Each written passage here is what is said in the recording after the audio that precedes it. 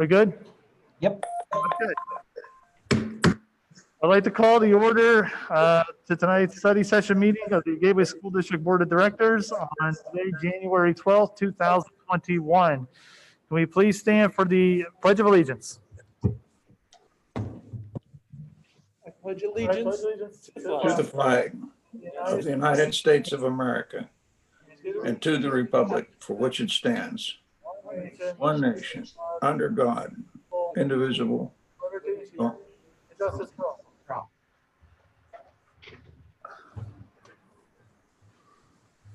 Okay, I would like to announce that the board did come out of executive session at 7:07 with about 5 minutes of prep time for the board meeting. And the topic of discussion were litigation and contract negotiations.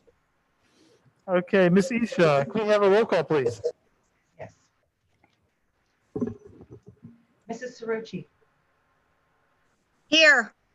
Mrs. Delaney, Here. Mr. Gallagher, Here. Mr. Gottman, Here. Mr. McIntyre, Here. Mr. Ritter, Here. Mrs. Warning, Here. and Mr. Williams. Here. Okay, so we're going to go on to section 4, which will be ongoing for the evening due to our format. Ms. Isha, do we have any comments from the residents for this evening? No, I have not received any comments. Okay, we'll check back on that as we progress through the evening. All right, number 5, we have Mr. Jared Ewing from our Zelenskovsky and Axelrod LLC to give a presentation. So, Mr. Ewing, the floor is yours.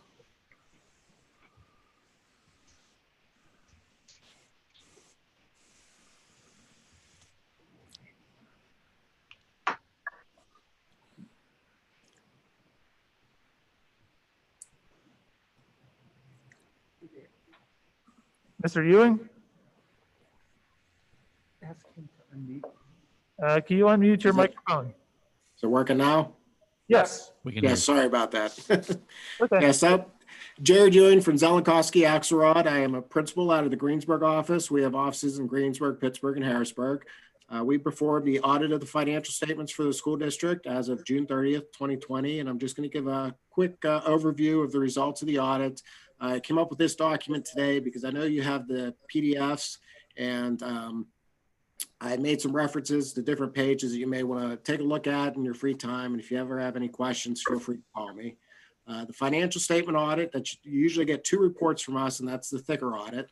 It's performed in accordance with auditing standards generally accepted in the United States of America, which is appropriate, and also government auditing standards. And these are a little bit stricter. They have some compliance requirements that we have to look at, as opposed to being a private entity, which we wouldn't have to really take into consideration. So it's a little bit more stricter of an audit. We expressed an unmodified opinion on the financial statements, and you'll find that on pages 1 and 2 of the document. Unmodified opinion is the highest form of assurance that we can give.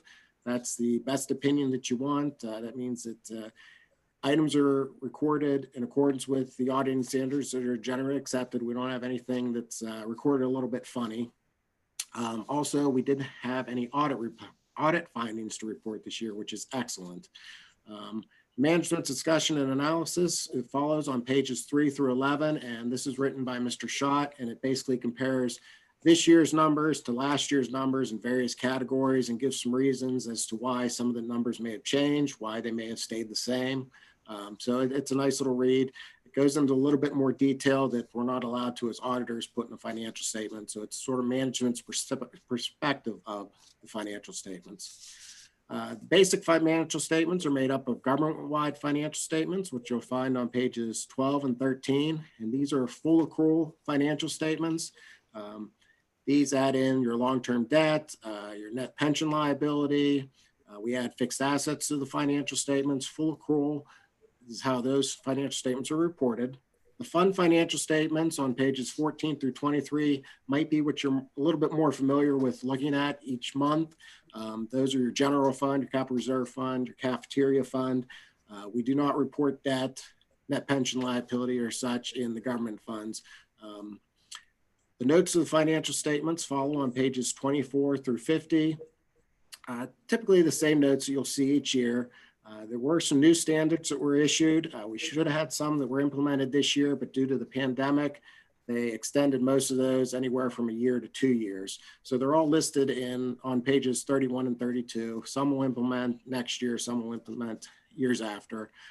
Also, we added a subsequent event COVID disclosure on page 49. That's new this year. You'll see that in all audit reports, all school district reports. It's basically just, makes readers aware of the COVID pandemic and how that could have an impact on tax revenues coming in, business community and such. Required supplementary information is on pages 51 through 57. This includes a general fund budget comparison from the original, final budget, and what the actual numbers were for the year. And also some other schedules that are required for your pension disclosure and your other post-employment benefits. The single audit report is the second report you usually receive from us. It's a little bit thinner. This is required because of the school district receiving federal funds. We have to do a risk assessment of the federal funds, look at major programs, do some testing, and provide two letters that are reports in the single audit report. One is the report on internal control over financial reporting and on compliance in accordance with government auditing standards. And the second report is on compliance for the major program and on compliance in accordance with uniform guidance in the schedule of expenditures of federal awards. And in these reports, if we had any material weaknesses or significant deficiencies that we identified that we were required to report, we would let you know about them in these reports. And I'm very happy to say we had no findings, material weaknesses, and we didn't identify any significant deficiencies to report to you. The schedule of expenditures of federal awards, or the SEFA as we usually call it, is on pages 8 and 9. And this is a reconciliation of all the federal funds that were received and expended during the year. There are some notes on page 10 that are required with regards to the SEFA. The schedule of findings and questions costs is on page 11. And that's a little bit of a scary title, but really it's just a summary of everything that was in the single audit report. Notify the reader that we issued an unmodified opinion, that we didn't have any findings and such. Also, it identifies the major program, which was the cafeteria fund this year that we were required to test.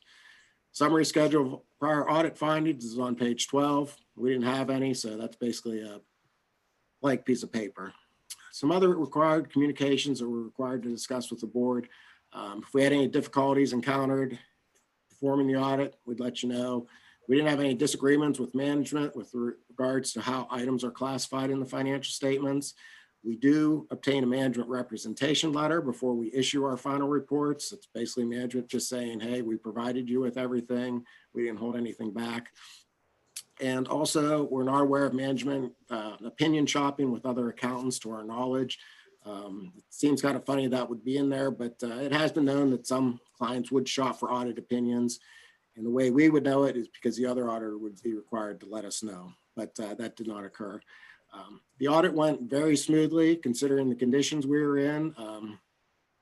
Mr. Shaw has always been an excellent audit client with preparing reconciliations for us, having supporting documentation. A lot of time with our staff working on other school districts will ask us, how should this be treated? I never shy to recommend Mr. Shaw or say, hey, look how we do it in Gateway's audit, because he does a really fine job. So the finance department there is wonderful. If you have any questions, feel free to contact me. My contact information is at the bottom, and also Colin Loftus. He is the senior that was in charge of the audit. He performed a lot of the legwork. His information there's too. Give us a call and I'd be happy to go into more detail, or if you have any questions now, I'd be happy to answer them for you. Okay, any board members have any questions for Mr. Ewing? Okay, since we don't have any at this time, Mr. Ewing, thank you very much for the Thank you. report. And Mr. Shaw, thank you for, once again, a job well done. You're quite welcome. Thank you. Thank you, gentlemen. All righty. Moving on, we have section B, bills and financial reports. So Mr. Shaw. Thank you, Mr. Gottman. Section B, this evening we have financial reports to present to the board. Specifically, Section B1, list of bills for the month of January 2021. Section B2, monthly financial statements for the months of both November 2020 and December 2020. And finally, section B3, budget transfers for the month of January 2021. Okay, any questions or comments? Okay, moving on, section C, items previously tabled. We have one item, which is clubs, programs, and extracurricular activities. And the item was for approval to allow the district's program and extracurricular activities to convene effective December 5th, 2020. If this does get off the table, we're going to revise that to current date. Are we going to remove this from being tabled? Yes. Okay, we have a motion by Mr. Ritter, Second. second by Mr. Williams. Okay, it's now off the table. Do we have to do any more votes before talk about it? I was wondering if we could make this an action item for tonight, if we agree to let them start. So Val, let me see if I can follow up on the theory behind this. We were shut down for a while, and then the instructions we were getting from the Pennsylvania state government was putting us in a bit of a tussle as to whether we would come back. If so, what the arrangements would be, whether we could have sports or not have sports, extracurricular activities or not, special ed or not. And so we were trying to find a way to sort of solidify who we were and what our protocol would be. So we took one step at a time to try to ask the question, have the sports succeeded in keeping the kids safe over the summer? And the answer was yes. Next step, what about clubs and extracurricular activities? If they succeed and being under Gateway's umbrella of protection and protocols, and the students seem to have done well under that umbrella, perhaps we could take the next step, bring the special ed folks back, bring all the kids back. But we had to have a way to incrementally test how well we were doing. And so this was our first attempt, our second attempt at trying to bring the students back or to get some of the student activities up and running. So we started with sports, and we had a special meeting about that, and we agreed. So this was the second step, extracurricular activities, and Dr. Short said that he would take it offline if we would go ahead and table it and bring back some sort of a review. Would we have enough gasoline, enough advisors, enough cleaning agents, whatever would keep us from bringing the extracurricular activities back? If there were any problems with that, we would look at it and maybe have some recommendations to bring some back or others not back, or spread them out, or anything that that the board could chew on in order to ask the question, are we prepared to bring extracurricular activities back on board? And if so, when and how? So that's the backdrop behind this. Correct. I believe the current motion and second is to untable this from onto the agenda, correct? Correct. So I think we need to take a vote whether we're going to untable this and then discuss. Okay, we can do that. All right, so Ms. Ishak, we do a roll call, please. Sure. Mrs. Delaney. Mr. Gallagher. Aye. Mr. Gottman. Aye. Mr. McIntyre. Aye. Mr. Ritter. Aye. Mrs. Warning. Aye. Mr. Williams. Aye. Mrs. Cerrucci. Aye. Motion carries. All right, so it's now off the table. So I guess we can continue discussions. So yeah, one of the concerns was how would we be prepared for the extracurriculars and clubs? Need a motion to approve in a second. So moved. All right, there's a second. Second. Motion by Mrs. Cerrucci, second by Mr. Williams. Now we can go into questions. Thank you for the help on that one. I do appreciate it. All right, so Dr. Short, are we capable of bringing the kids back for clubs and extracurriculars? My recommendation would be upon return to a blended hybrid schedule, which would be next week. Certainly, we would entertain these clubs, programs, and extracurriculars, provided that all health and safety protocols are covered, which have been laid out and truly, to this point, done effectively throughout sports and marching band. So if those policies are in place, of course, yes, we would work with those. Okay, So this could be made an action item for tonight. Believe, There is currently a motion and a second to approve, am I right? That's right. yes. So it is currently an action item. It doesn't need the supermajority because this was presented in written form to all board members at least 7 days prior to today. All right, so this is John. Let me ask a clarifying question, Dr. Short. If this board votes to approve this right now, doesn't it still give the administration, that would be you and your team, the authority to evaluate any given club or program or extracurricular activity? And if it was able to be brought back, you could bring it back. And if not, for some reason, could hold off, on that. So it would grant you the authority to take the next reasonable, logical steps forward. And that's the goal of this, right? You're absolutely correct, Mr. Ritter. One of the things that I would implement immediately would be a meeting with our administration, Mr. Brown, to see what exactly the clubs we'd be looking at for winter, moving into spring, but also the areas of the building that they would want to utilize to ensure that we are meeting all the health and safety requirements in order to do so. If everything lines up and it is correct, yes, we would bring those back. So given that, I'm going to make a recommendation that the board just go ahead and pass this and grant Dr. Short the authority to sort of cherry pick through it. I got a question here. Sure. So Dr. Short said they need time to evaluate all the clubs, where they're going to be, and get all the logistics done. If we would say allow this to go into effect on the 19th when the kids come back to hybrid, would Wednesday through Friday be enough time to go through the clubs and get the information? Wednesday through Friday of this week, Yes. I would need additional time to do so. But in order for it to begin, say, on the 19th, or effectively during that time immediately afterwards, we can do that. Okay. I agree. There are a lot of logistics to be worked out, but this grants you the ability to just begin coming up with a plan that will work. Formalizing a plan to do so. Yep. Mr. Ritter, I don't disagree with you at all. I think that what you're saying makes a lot of sense. I think currently Dr. Short has that authority to make that call as we stand. And somebody correct me if I'm wrong there. I agree with you. All right. Well, the governor disagrees with you. So that's the reason I wanted to bring this up. And that's the reason why we had the meeting about the sports on the 5th, to try to ask the question, how well were the sports teams doing? And what was the result of that? And did that open the door for Gateway to take an incremental second step? So this is the logical second step. Because there is a question as to who has the authority, the districts or the governor.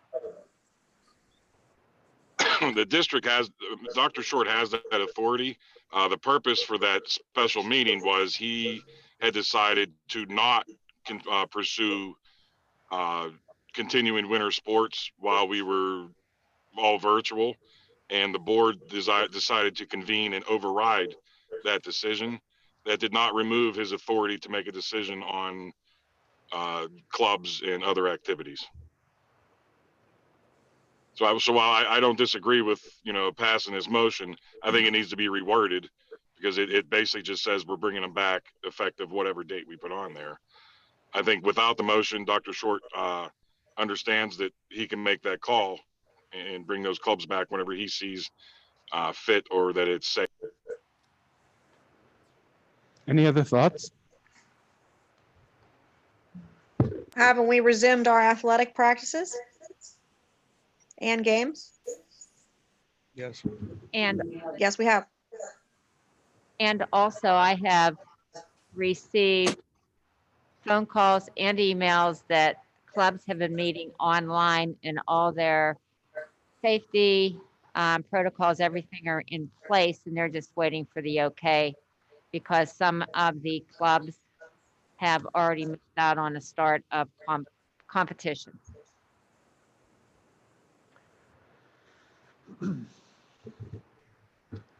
All right.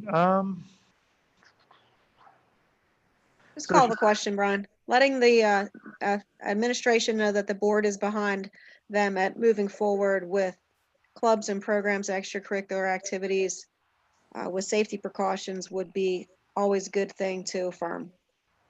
Okay. All right, let's call this to vote. Mrs. Isha? Mr. Gallagher. Mr. Gottman, Aye. Mr. McIntyre, Aye. Mr. Ritter, Aye. Mrs. Warning, Aye. Mr. Williams, Aye. Mrs. Carucci, Aye. Mrs. Delaney. Aye. Motion carries. Okay. All right, moving on. Section D, personnel agenda. Mrs. Crump? Thank you, Mr. Gottman. Presented for your review this evening are articles that will be voted on at the January 19th meeting. Under resignations, we have 4 listed. Under leave of absence, with all documentation presented, we have 7. Under employment, we have 2 recommendations for temporary teaching positions. These are for teachers who will be out for the full semester. And these are current teachers that are in those positions. We also have 11 after-school tutors being recommended, a substitute custodian. Under supplemental contracts, we have 1 to be issued, 1 athletic event worker recommendation, and 1 volunteer. Okay, anybody have any questions or comments? I just have a question. I see our yearbook advisors. Is our one advisor going to have enough time to fulfill his job? I've noticed he's also team leader on another team, on another group. I'm just not sure that he has enough time to fulfill his position. He volunteered for the positions because no one else would. So we do have a company that has agreed to mentor and put it together, but they have to have an employee to assist with. And for that reasons, Mr. Stevens and Ms. McClelland volunteered to do it together to kind of allow for that. Without that, at this time, we have no one who would volunteer to be the sponsor. Okay, thank you. Just checking. Thank you. Okay, anybody else? All right, we're gonna move on to section F, and before we do, just want to check in again with Ms. Isha. Do we have any comments from the community? I believe Michael says he may have one. We want to refer to him. Michael, are you available? I do not see any comments other than someone asking if we will be returning on January 19th. I will be addressing that during my portion of the meeting later tonight. Thank you. Nothing further from me. Okay, thank you. All right, section F, administrative report. Dr. Short. Thank you, Mr. Gottman. Under section F, we have a number of items listed. Secondary education. Dr. Jakey, are you with us? If you could take item number 1. Item number 1 for discussion, English Language Arts Pilot Program. Approve the pilot program of My Perspectives for High School ELA. We have 2 for elementary. Item number 2 is the final approval of My Perspectives grade 6 that was placed on public display beginning December 1st, 2020. And item number 3, approve the public display of Envision Math. Item number 4 is the approval of the general fund budget tax rates not to exceed the index for the 21-22 fiscal year. I won't read the entire resolution. I'll just hit some of the highlights.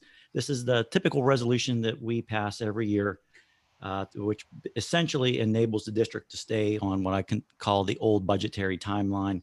It states that we will not raise any tax rates by more than 3.6%, which is the index for a 21-22 fiscal year. In terms of what 3.6% equates to, specifically, it would equate to 0.7259 mils. Currently, the district's millage rate is 20.1655. Thus, the maximum that that rate could increase would be up to 20.8914. The other typical question is, as far as 3.6% and 0.7259 mils, what does that equate to? That would equate to approximately $1,657,000 based on current assessed values of new net money to the district to fund additional items in the 21-22 fiscal year budget. And again, this is something that we've passed this quite a few times over the years. And again, it just enables us to say that this is the max we're going to do. We're not going to apply for any exceptions and or any referendum questions as well. Item number 2, again, is another resolution that is typically presented in tandem with the first, is our annual approval of advertisement for bids for the general fund for the various school supplies for the 21-22 fiscal year as depicted below. Item number 6, acceptance of district donations received for the 2021 fiscal year. Accept the following district donations received during the 2021 fiscal year. We have 3 of those. Specifically, our first one is from Kristen McConnell, Cheryl Boyce, and Heather Price, $250 check in memory of Carol Enan. Recipient is Michael Crestar for the purchase of library books at the University Park Elementary School. The second donation is Robert Tomasin, Spitzer Toyota, $12,000 check. Recipient Dr. Emily Levine for the purchase of books for book vending machine in the amount $1,819 at the Dr. Cleveland Stewart Jr. Elementary School. The balance of $10,181 to be determined for expenditure by administration for the benefit of other students and school buildings. And the third donation, the Dick's Sporting Goods Foundation, $1,000 check. Our recipient, Don Hall, for the boys lacrosse team at Gateway High School. Item number 7, compensation of real estate tax collectors for the 2022 through 2025 taxing years. Again, I won't read this entire resolution. I'll hit the highlights, but this is something we're required to do every 4 years. This has to be done specifically prior to the primary. So any individuals deciding to run for either the tax collector in the municipality of Monroeville or the tax collector in the borough of Pitcairn knows exactly what type of compensation they will receive from the district in terms of coordinating all of the mailings and receipts of payments for the district's real estate tax collections. What is depicted below is having for 2022 a 1% increase just for that year alone. And the other remaining 3 years, 2023, 2024, 2025, would remain at 0% for that. Just a little bit of previous information. The previous 7 years, including the current 2021 tax year, there has been no increases. The last increase provided by the district was back in 2014. That was a 2% increase. So in terms of what that equals for municipality of Monroeville, it would be an increase of $385 per year and a $1,540 increase over the entire 4 years of collections. For the borough of Pitcairn, it would equate to a $162 increase per year, or a total of $648 over the 4 years. Combined increases, $547 per year and $2,188 in total over all 4 years for that 1% increase. Item number 8, approve the hiring of foreman program and construction managers, Inc. to perform the construction management as advisor services required for the Gateway Middle School renovation project in the budgeted amount of $869,000 as depicted in Exhibit A. Note, the request for proposals, or RFP, was submitted to 5 firms. 2 of the firms indicated they were not able to take on the additional work at this time. Of the 3 firms which submitted RFPs to the district, Foreman Program Construction Managers, Inc. was the lowest in price, and the firm previously performed the same type of service for the district during the most recent high school renovation project. Okay. Do we have any questions or comments for section F? Mr. Barton and Mr. Hank Bassett from Axis Architecture with us tonight if there are any questions. Mr. Brown, on the ones that did the bidding,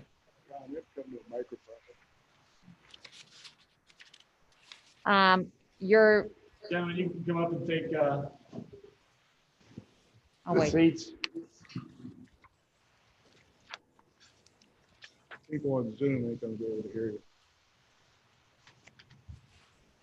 Like in Congress, you're sitting to testify. I'm just looking at the different bids that we received from the three that we have. Now, the foreman group is the one that they're recommending. Yes, they are the lowest. Do you foresee many change orders compared to what they're doing? Well, actually, there's always change orders with projects. Our goal is to be as close to zero as possible. And typically with renovation work, you find more unknowns than with new construction. So in renovation work, you usually budget about 5% contingency for unknown things that may come up. In new work, it's usually 3%. We like to stay below both of those numbers, but there's money budgeted in it specifically because you don't know what you're going to get into when you start renovating an existing building.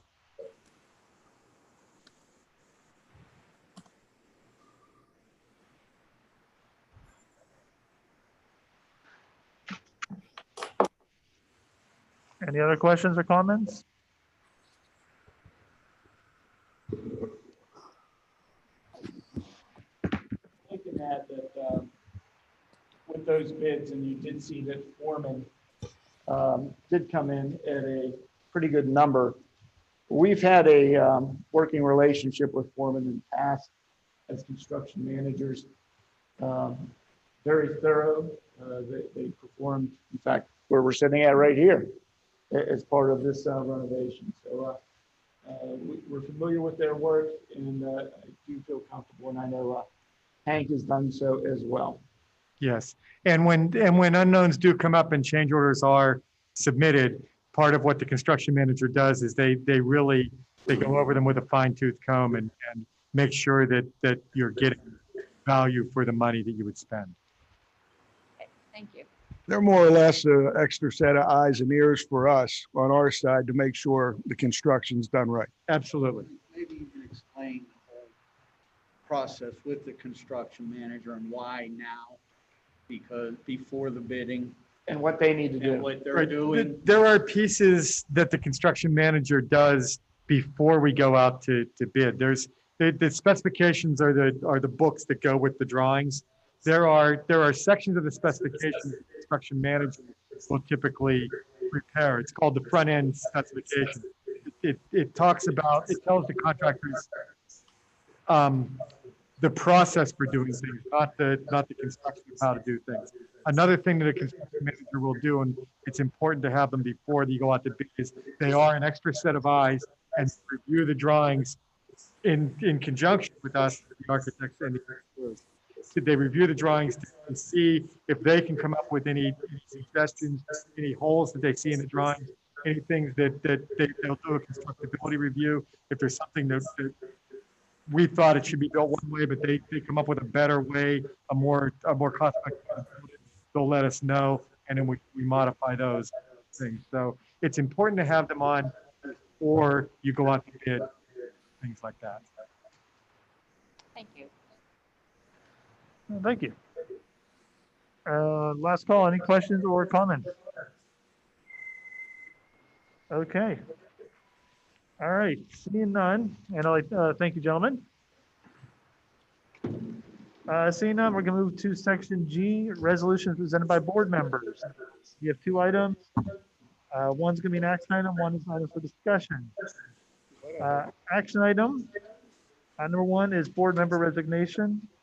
We're going to be accepting the resignation of Mr. Paul Clary effective immediately.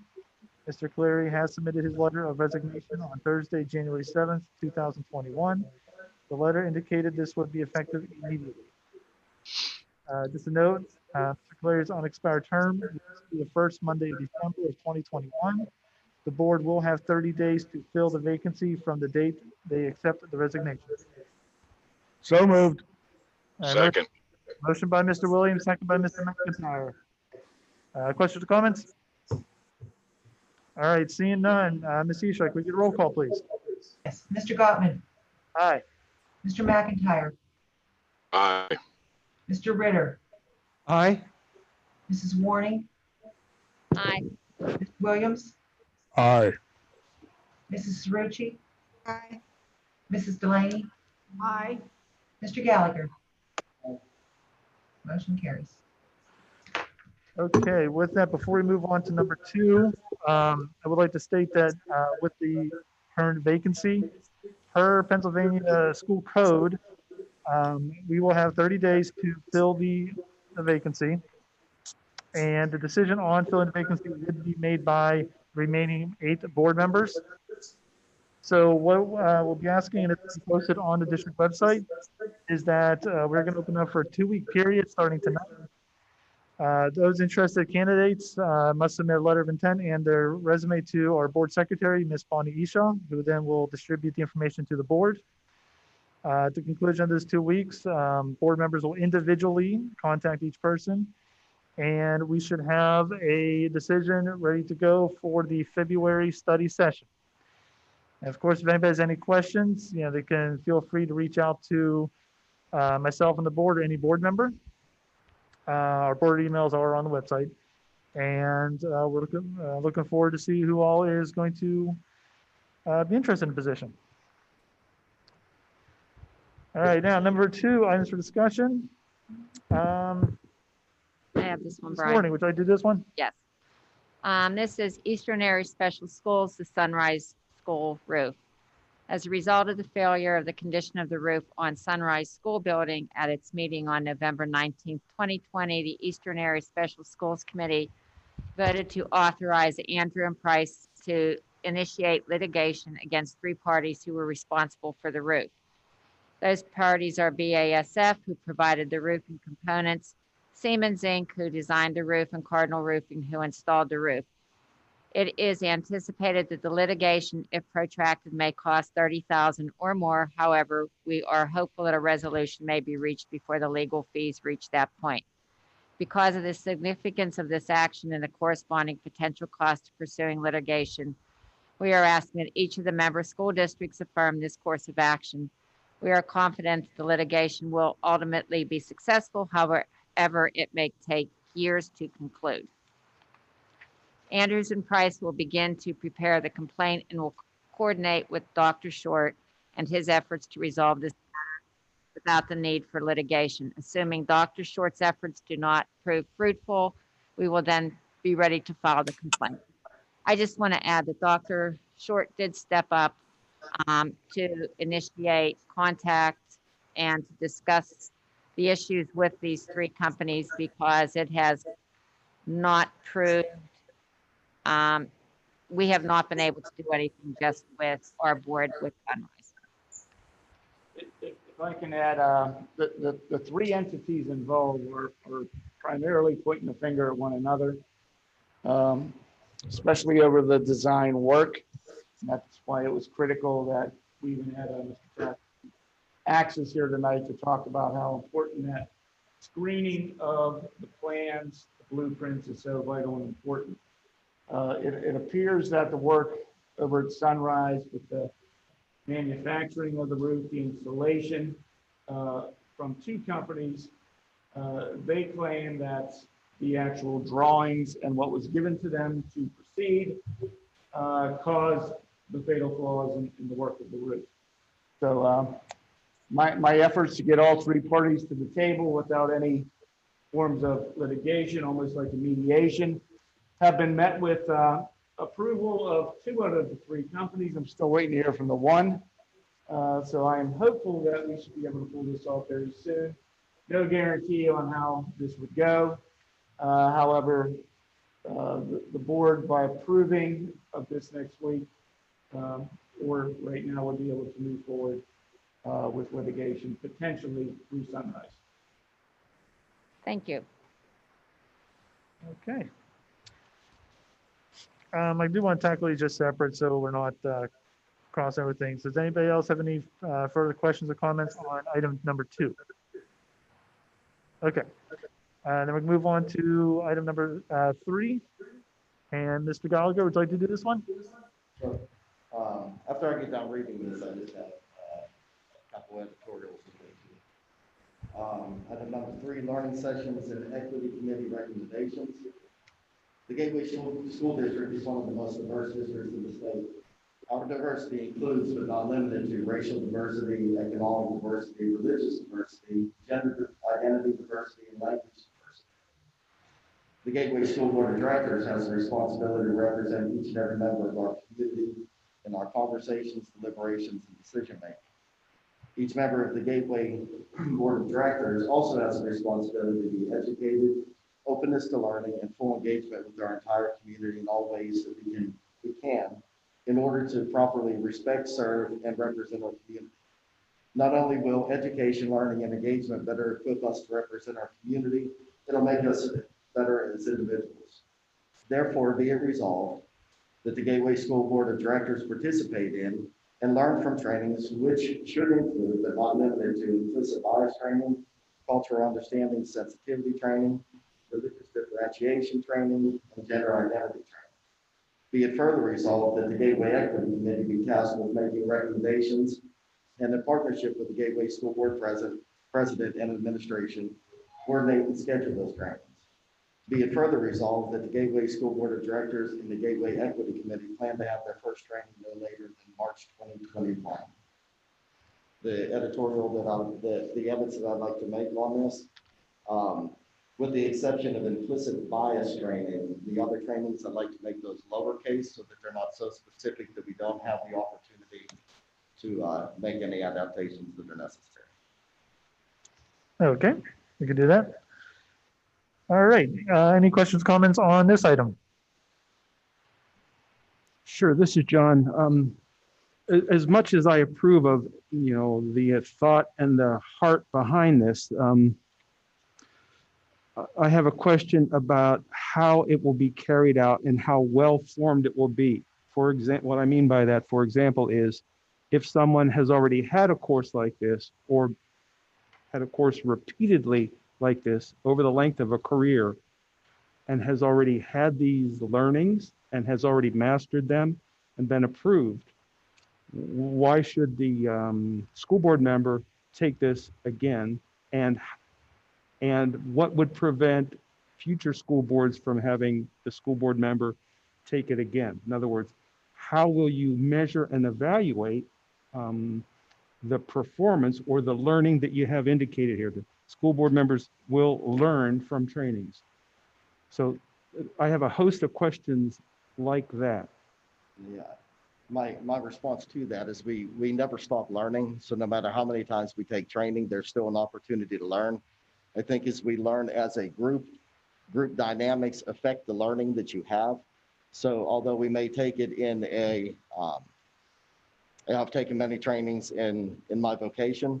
However, since it's a different group that I'm working with, the dialogue that happens in the midst of that changes, and it helps improve the overall learning. The way that you measure learning, I think it's incumbent upon each person to engage. And so by engagement, there is learning.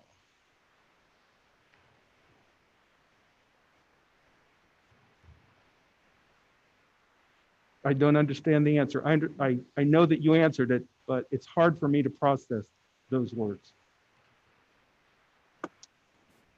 I don't understand what you want me to explain further. You did. I think he's saying that you can't enforce this, Scott. I mean, your intention is genuine. We all know that, but it's not enforceable.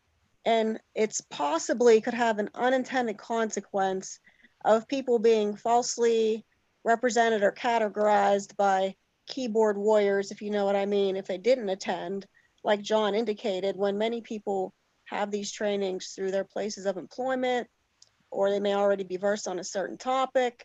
And if they can't participate or they choose to not participate in one, that could lead to a tremendous amount of attack from the community and miscategorization. I think you know what I'm trying to say. Right. So I would say we don't need a resolution to actually offer these trainings. You can offer these trainings. And it would be incumbent upon people who feel that it would be beneficial for them to engage if they could. But a motion to mandate it is not necessary to offer the training. And I would add that I would support some of these trainings, but I don't support a mandate that's not enforceable. Right, Dr. of the PSBA has already offered some of these, and I've already taken some of these trainings over the years. And so I would say that we could change the language, should participate in. I'd be amenable to that, which would then eliminate the requirement. And I'd also say that this is put forward as a resolution to vote on. So if somebody doesn't want to vote for it, they have that option also. But I will insert it. The should participate in. Unless they are, that then removes the mandate of it. so I understand your words, but I respectfully decline because I don't understand the underlying meat of this. The underlying meat should be that a person knows truth, desires equity, and treats people well. And so if a person doesn't want to do that, I think they have a right under the Constitution to be mean and to thus be should ugly. Right. Covers that, John. Right. With all due respect, should gives you the option of saying, I don't want to participate. Right. But if a person doesn't participate in that, then they could be accused of not participating in it because they don't believe those tenets. See where I'm headed with Right, that? In and other you have words, the option to vote against it next week if you so right, choose. but and if I vote against it and it still passes, then I could be viewed ill by someone else who wants to view me ill, as though voting against it, not taking the training again, does not mean that I don't hold to all these tenets and haven't held to these tenets for a lifetime. See where I'm headed? Yes. I've already laid my life down. I mean, my resolution is put forward just like any other board member's resolution. If you choose to vote against it, then that is your. That's not my proposition, because like I just said, if I do vote against it and it passes, then I'm in a bad It's coming back on. And I don't think it helps me to be viewed in a bad light for agreeing with all this, but not taking the training. See what I'm saying? I see what you're saying, and that's your thoughts on it. Very good. Thank you. I do want to add, one of the points is that, like you just mentioned, I took it with the PSBA, taking here. I do know that, with companies, if you're working with company A and you do the training and then you end up leaving company A and going to company B, they don't know that you took the training, so you do it again. And it's you do it for that company. I mean, having this, as you said, with should does allow all board members to attend should they want to. And it's honestly not ideal. Like as Mary Beth said, a lot of companies have this. It's a yearly training program that they all go through. Having this here, will actually put us on par with the rest of the corporate America. Can I also say too, I understand what Mr. Gallagher is trying to do, and I also understand what you are saying in your defense of that as well, Mr. Ritter. But I think what we're looking at, and I think it's a very good resolution, whether others agree, again, you have that option. You don't have to agree with it. You don't have to vote for it. But I think we're looking at a situation where we're trying to move forward. We're trying to be progressive. And whether or not you agree with it, again, that's still very personal, but every other resolution we have, it doesn't always mean that we're for or against it. And I don't always feel that everybody's going to judge you based on that. That's me. I don't think they would. Short. Yes. Aren't the teachers recommended to take classes, courses? Are these offered to teachers? Like the training? Absolutely. They've been providing through the equity committee in-service trainings really gone back for the last 5 years. That's what I just wanted, to bring to light that, the training has been in the district. Mr. Gallagher, would you say that the training that the teachers are receiving, that have received, would be what you're looking for the equity committee to do? Right. I think that's part of that is so that there's forming a partnership with the equity committee to help make those recommendations and to guide us down the path in which the direction that they may see the district dynamics from another perspective, that they can then direct us in what they feel that is most necessary for us to have at that time. And prior to Mr. Gallagher having that resolution, I had already decided I was going to go to their February training. And again, it may not be possible for everyone to even attend, but that was my personal decision, even if we didn't have the resolution.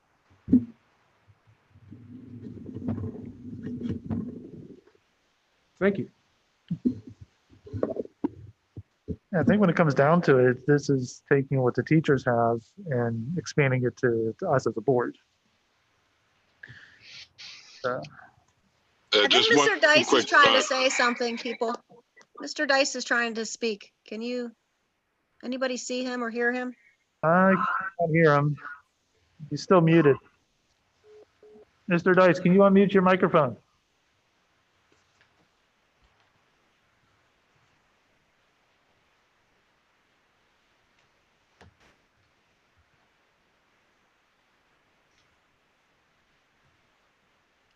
Okay, can you hear me now? Yes. Okay. I missed part of this because my server keeps going out. Are we saying, is this written in a fashion, when I read it, it doesn't say that you must do this?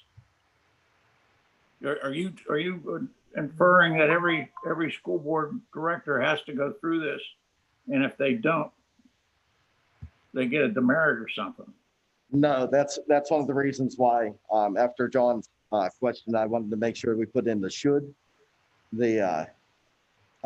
for the should participate in. That way it's not a mandate. I don't have any, as long as it's not a mandate, this is very idealistic. I think it's, it's a noble thought. I just want to make sure everybody understands that the school code directs what it is that you must do. And this isn't one of those things. On the other hand, it's certainly noble to say you should. So I'm okay as long as it reads like that. Thank you. If I may, Mr. Gottman, just real quickly, I support what Reverend Gallagher is trying to do here fully. I'm actually kind of surprised that there's resistance to it. It's not mandatory. It was not. I don't think it was ever meant to be mandatory. But I think the board, should vote on this and show the community a commitment towards being better and better representing the diversity of our community. Okay, thank you. Excellent point there. All right, does anybody else have any questions or comments on this last item? Okay, seeing none, we'll do one last check for comments from residents. Ms. Eastman, did you get anything? No, I have nothing further. Okay, thank you. All right, let's go to board reports. Dr. Short. Thank you, Mr. Gottman. To respond and answer a question that came from one of our constituents in the community. From my last letter dated prior to the Thanksgiving break, and then subsequently right after, we will be returning to school on January 19th. That is the day after Martin Luther King holiday. This will return us to the blended hybrid approach, which has been in place since the start of the school year, including the gate and gateway cyber. I will, of course, put out a letter reaffirming what I just said, indicating a return on the 19th. Again, I want to thank all of our parents, families, students for their commitment, and staff, teachers, principals over the last several weeks, given the surge that we've been facing as communities in Monroeville and Pitcairn. We hope that nothing will change. However, if it does, I will notify everyone. However, at this time, the 19th, we are returning. Thank you.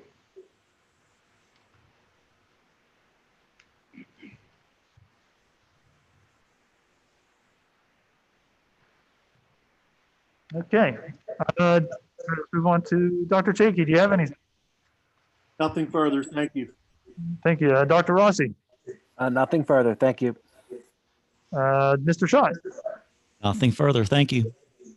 Ms. Crump. Nothing at this time. Thank you. All right. Let's go to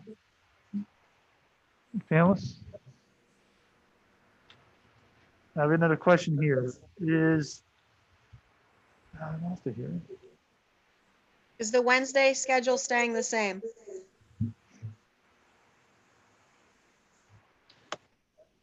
Current schedule, the Wednesdays will remain the same, virtual. Okay. All righty. Let's go to our board members. Let's start with Mrs. Delaney.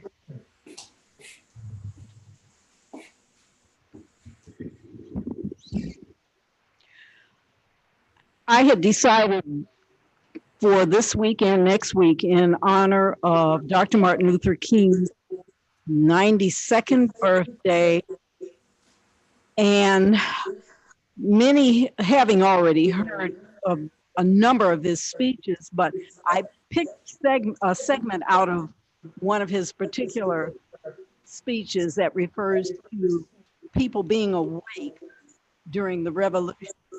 And even though this was given March 31st, 1960, 53 years ago, I think it's still very relevant, and I had put together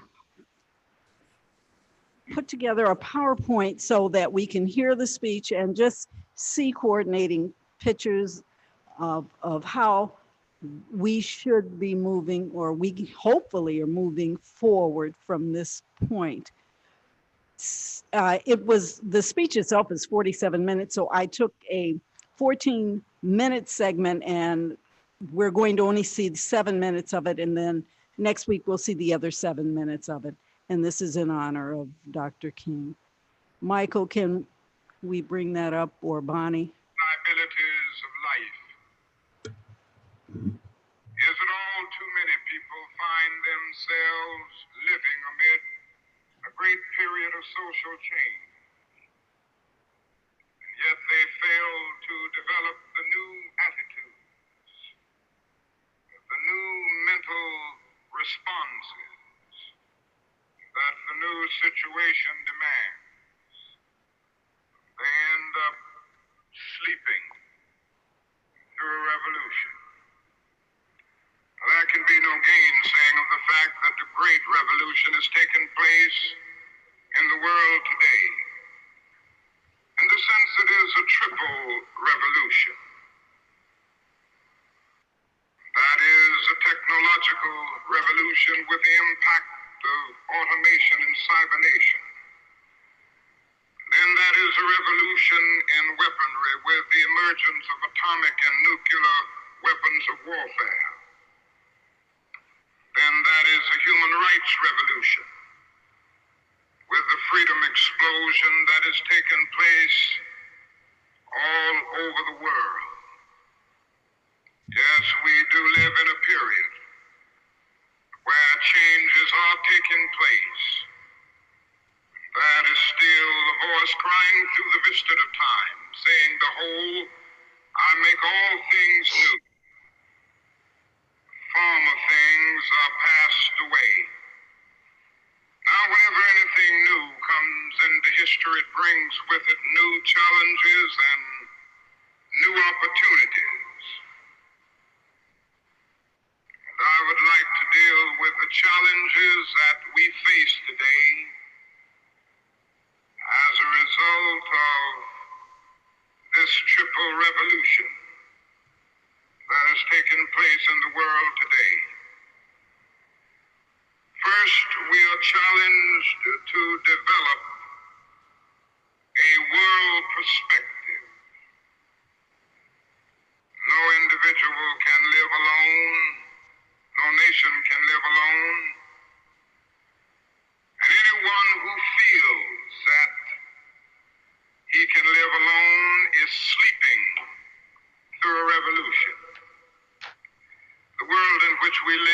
geographically one. The challenge that we face today is to make it one in terms of brotherhood.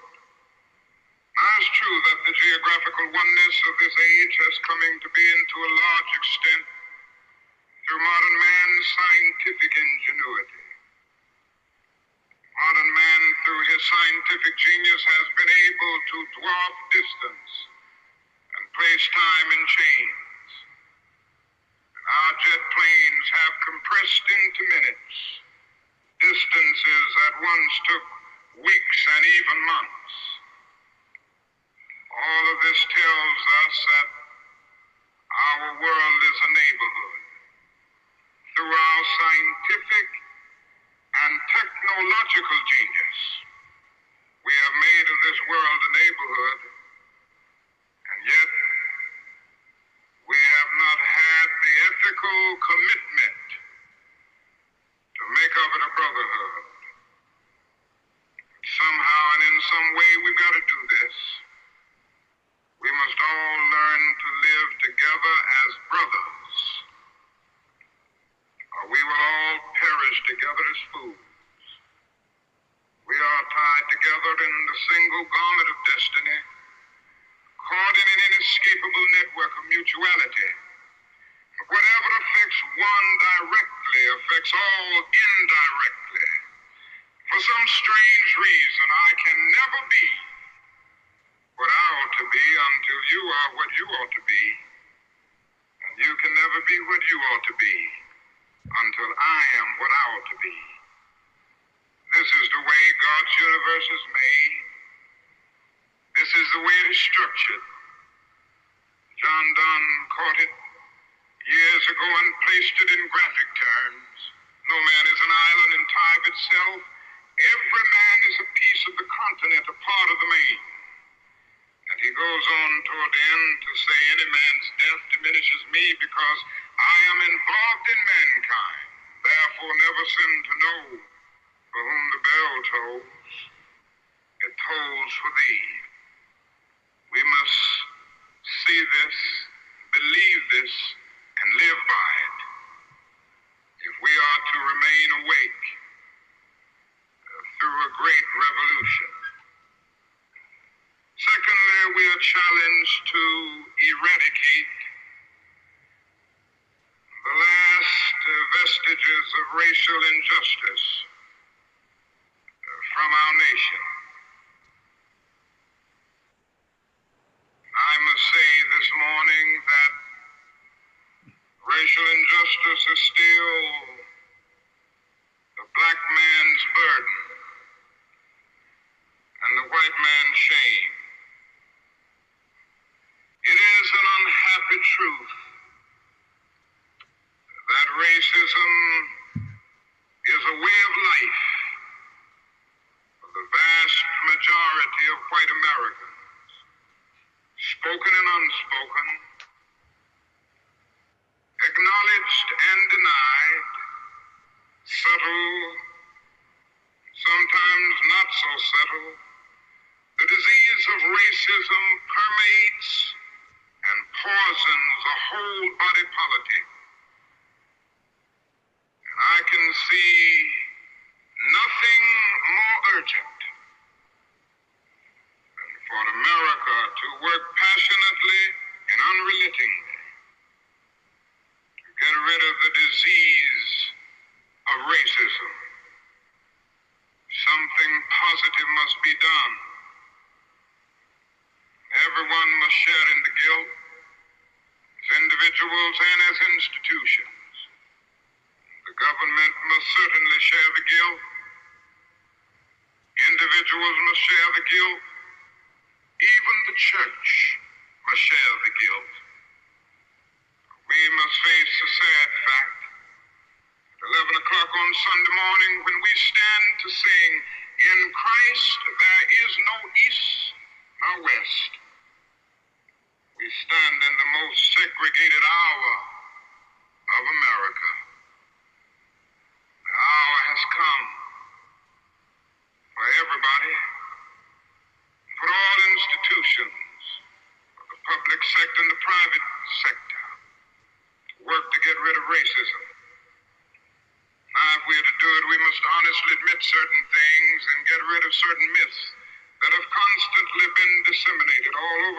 notion. One is the myth of time. It is the notion that only time can solve the problem of racial injustice. There are those who often sincerely say to the Negro and his allies in the white community, why don't you slow up? Stop pushing things so fast. Only time can solve the problem. If you will just be nice and patient and continue to pray, in 100 or 200 years, the problem will work itself out. That is an answer to that myth. It is that time is neutral. It can be used either constructively or destructively. I'm sorry to say this morning that I'm absolutely convinced that the forces of ill will.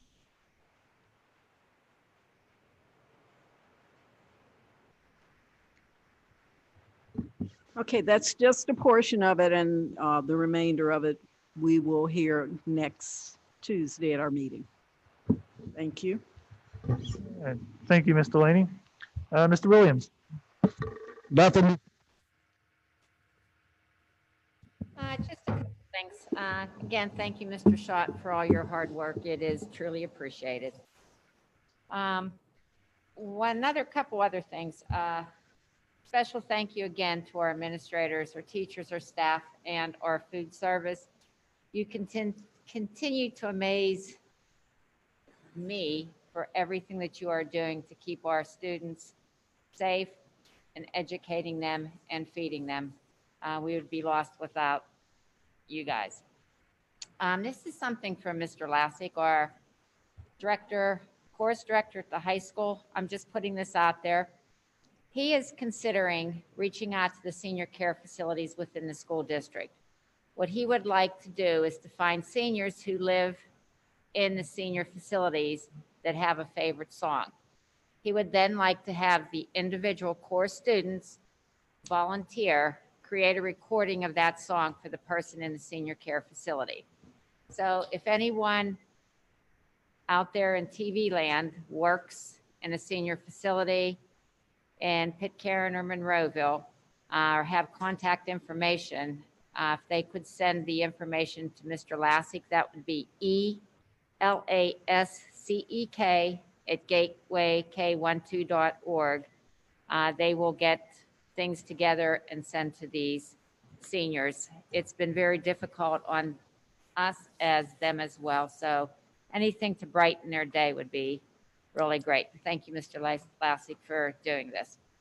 Also, for our sports fans out there, our boys basketball and girls basketball have played several games. They look good. I suggest all our events that are being held in our gymnasium will be live streamed on the NFHS network. And that will include the boys and girls basketball, swimming, and wrestling. And with that, thank you. All right, thank you, Mrs. Warning. Mr. Ritter. Sure. Thanks for the good meeting, Brian. I appreciate it. I just got some test results back about 2 to 4 weeks ago from Vitalant. They found out that I did have COVID. I had it way back in February. That's about a year ago. Had it really, really bad and recovered from it and have been donating, as I usually do about every 56 days, what's called a platelet donation, where I sit for about 3 hours and they take my blood and give it to folks who really need it. We're going through leukemia or cancer, something like that. But now that we've had the COVID, they're asking for what's called a special COVID-19 convalescent donation. So if you know of anybody who's had the disease, they're a good candidate right now to be able to give some of that plasma. One donation can help 4 people. So I've upped my donations to once every 7 days now. So I'm doing my level best, running out of blood here, like a gallon from each arm. But anybody that's had it, you've recovered, you're in a good position right now to step forward and donate. To just give Vitalant or one of the other blood donation centers a call, and they'll be happy to walk you right through it. It doesn't take that long. This one only takes about 1 hour and 15 minutes. So please step forward and help folks out. All right, thank you, Mr. It's very noble of you. Much appreciated. Mr. Gallagher. Yeah, I wanted to thank Micah for working on the closed caption. The closed caption tonight is much better than we've had, so greatly appreciate that. I just wanted to share something that since each year I try to focus my mind on what my intent for that coming year is, and reflect back on a writing by Jeremy Taylor in the mid 1600s. And this particular writing comes from one of his works, Holy Living. It says, upbraid no man's weakness to him to discomfort him, neither report it to disparage him, neither delight to remember it to lessen him, or to set yourself above him. Be sure never to praise yourself or dispraise anyone else. And it was noted to the praise of Cyrus that among his equals in age, he would never play any sport or use any exercise in which he knew himself more excellent than others. But in such, in which he was unskillful, he would make his challenges, lest he should shame them by his victory, and that himself might learn something of their skill and do them civilities. Yeah, it just keeps standing out of my mind that I still have a lot to learn. And if I surround myself with those that know greater than I, then I can improve myself. Very well said. Thank you, Mr. Gallagher. Mrs. Cerrucci. I have nothing this evening. Thank you. Thank you. Mr. McIntyre. Yes, thank you, Mr. Goffman. First, I wanted to second Val on thanking everybody in the food service department. They've been working small miracles, I think, every day from the beginning of this pandemic. And like Val said, that they blow me away every day with the things they're coming up with to find solutions to problems and keep all the kids fed. So thank you again to them. Susan, I think it deserves to be said that was a very powerful presentation, and I thank you for that. Although you've put all the rest of us in the unfortunate position of having to try and speak publicly following Dr. Martin Luther King Jr., and that's not a very easy position to be in. But very powerful words, and I hope we all paid attention and took some heed.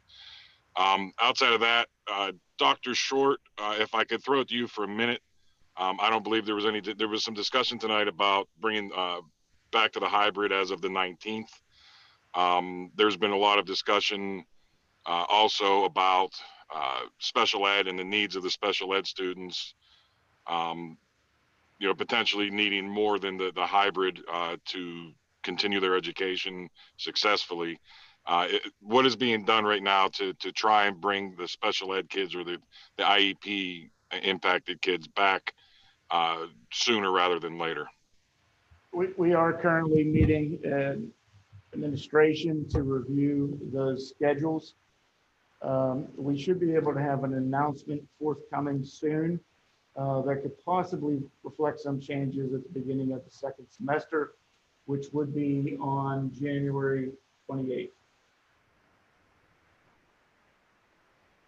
Thank you, Dr. Short. And I understand, as soon as we get into special ed and start talking about IEPs, we get into some areas that need to be, not maybe necessarily discussed in public. So it's very difficult to really convey to the public who could possibly see, the lack of discussion during the meetings as we're not aware of, any issues and we're not working to solve them. So I just wanted you to say that so that people know that it is something being looked at and we're moving forward and doing our level best. So thank you for that, Dr. Short. And thank you, Brian. That's all for tonight. Okay, thank you, Mr. McIntyre. I do not have anything for this evening, so can I seek a motion to adjourn? So moved.